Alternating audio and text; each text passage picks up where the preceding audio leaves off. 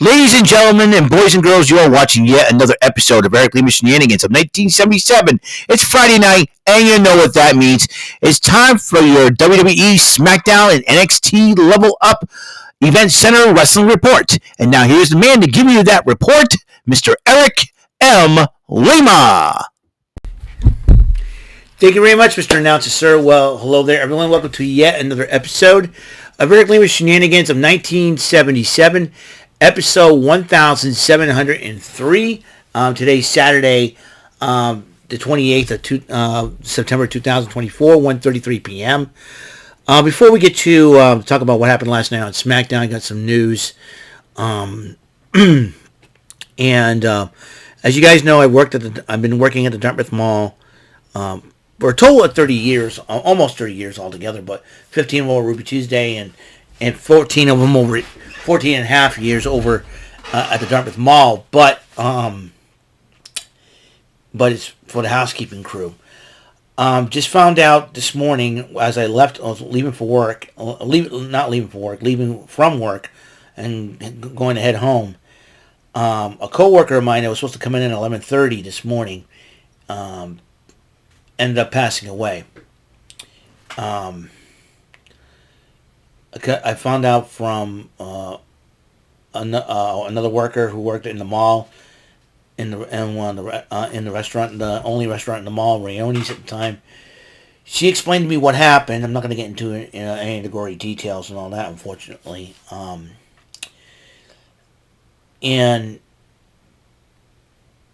his name is Chris DeRosa. He passed away, I think, at the age of 54, I believe. I know he was in his 50s. He was one of the best workers that we've had.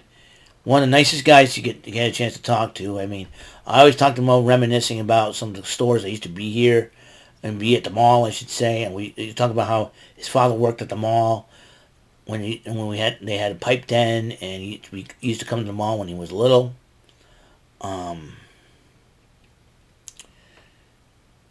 He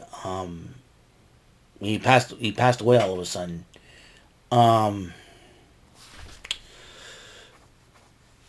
He was a great worker, a talented artist. He loved reading his comics, and he was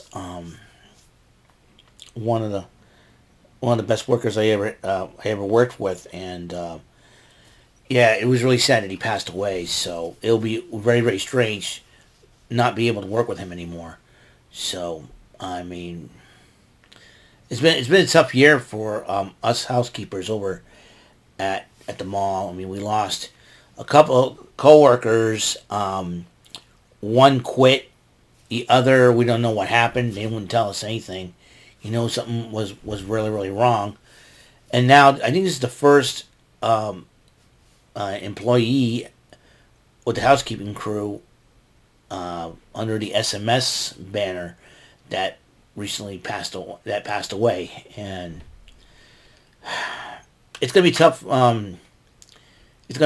But we gotta soldier on. We're gonna move, but all I is to his family and friends, condolences and prayers to you.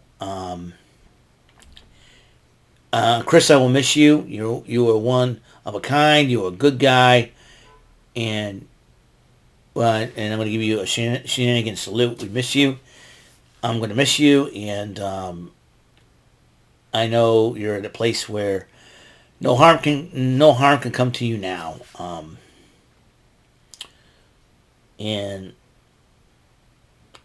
My heart goes out to Chris's mom, who basically has nobody anymore.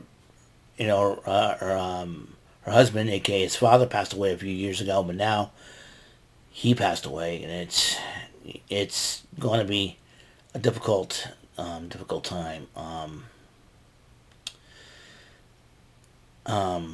So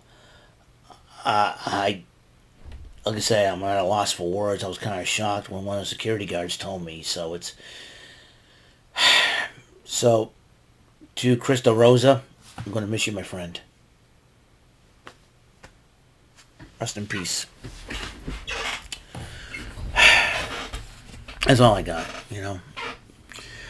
All right then. Let's get right into it. Let's get right into what happened last night on SmackDown. And Randy Orton would decide. This took place in Oklahoma City.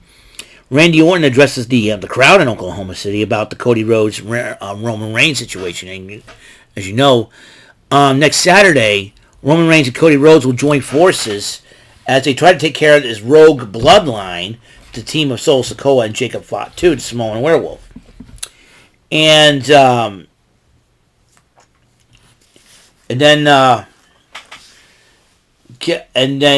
he decided, Randy Orton goes, okay, I think what I want to do is I'm going to ask Cody Rhodes why to come out here and explain himself. Yeah, forgive me.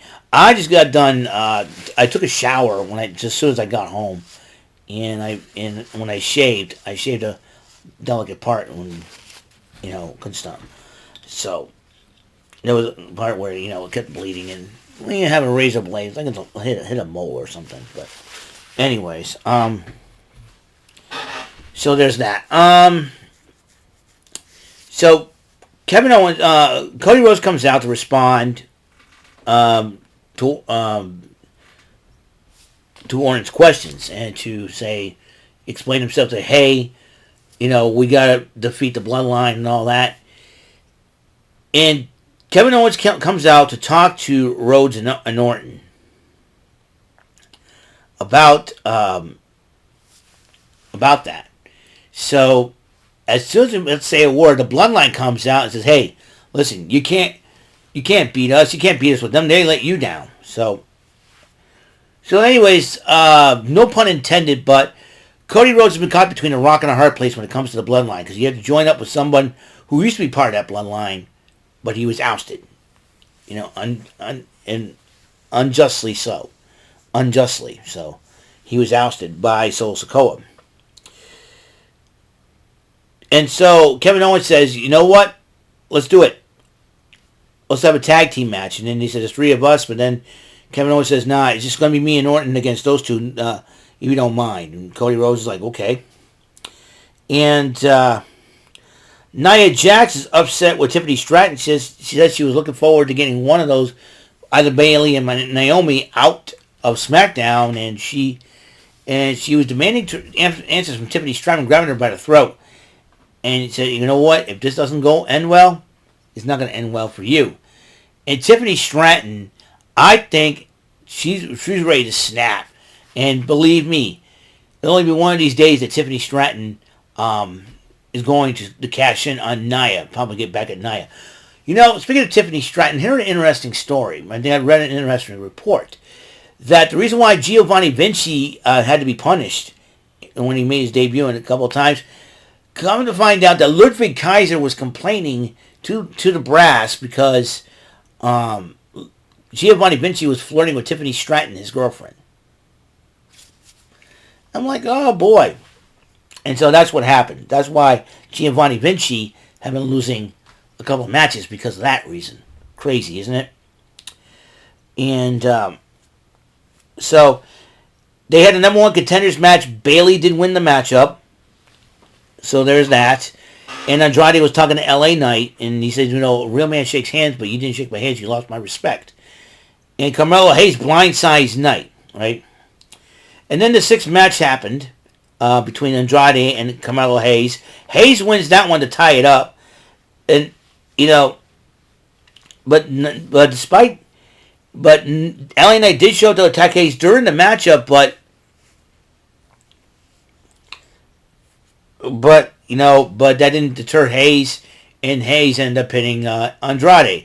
Knight and Andrade were arguing after the matchup, and then he wanted to shake hands, and Andrade walks away. And Rose tries to talk to Owens and Orton, and then Owens goes, you know what? No, we're going to get ready for the matchup. No offense. So Owens is getting a little perturbed about this whole thing. Randy Orton goes, listen, I know you got, if we need you, more than welcome to come out. All right? Because Orton has more of a history with Rhodes than Kevin Owens does. Meanwhile, AJ Styles will be returning next week. How is he? What will be his state of mind coming in next week? Will he challenge for the United States title? Will he go back to challenging Cody Rhodes for the Undisputed title? Who knows where AJ Styles' head is at nowadays? We shall soon see. And Michin went one-on-one with Piper Niven, and Chelsea Green tried to interfere, but it backfired. Niven did lose to Michin in that matchup. Meanwhile, Tama Tonga Tagaloa DIY, the Street Profits. Next week, as you know, Nick Aldis has decided to get the tag team titles on the line in a triple threat ladder match. And all three of these teams were addressing this. Meanwhile, Bianca Belair and Jade Cargill announced that they will host Bad Blood next Saturday. Will Damage Control's Io Sky and Kairi Sane trying to ruin the festivities by challenging them for the tag team titles? Who knows for sure. I think Bianca Belair and Jade Cargill left themselves wide open for anybody to attack them. It's at Bad Blood. We'll find that out for sure.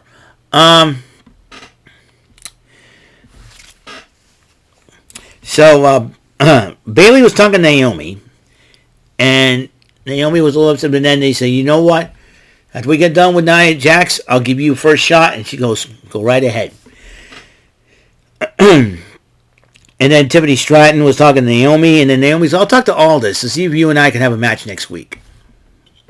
And Tiffany Stratton does not look very happy about that. We were on the main event. Randy Orton and Kevin Owens versus Solo Sikoa and Jacob Fatu. Tama Tonga Loa got involved. And Cody Rhodes gets involved. And it cost Orton and Owens as Solo Sikoa and Jacob Fatu picked up the victory. And Owens and Rhodes argue after the match. Orton decides to break it up. Say, hey, listen, it's my fault. Blame on me. And then both men hug it out. So, and I think what I'm going to do, if you don't mind, I think I'm going to move the NXT level up to the actual NXT event center. So that's what I'm going to do from here on in. I think that will be the case. That is it for episode 1703, the SmackDown report. Event center. Next episode will be the AEW Rampage, and once again, rest in peace, Chris DeRosa. Gonna miss you. Great co-worker, and this video will be dedicated to you. I want to say thank you, Chris, for not only being a good co-worker, but being a good friend. And I'm gonna miss you. Rest in peace. So, that's all the time we have on the show. And next episode, like I said, we're going to talk about AEW Rampage. And I'll try to be better in my enthusiasm. But like I said, it's been a crazy day overall, a little dark. But I will be a little bit more cheerful in the next episode. So, Cristo Rosa, thank you, sir. Rest in peace. Until next episode comes rolling around, Mr. Announcer, please take us home. That is all for today's episode. This is your announcer speaking for Eric Lima Shenanigans of 1977. A Big Beefy E, doing for Bob Saget Productions, and in association with a Raven Bofa Telepictures and Distribution. Thank you for watching today's episode. Tune in next time for another episode of Eric Lima Shenanigans of 1977. Goodbye for now.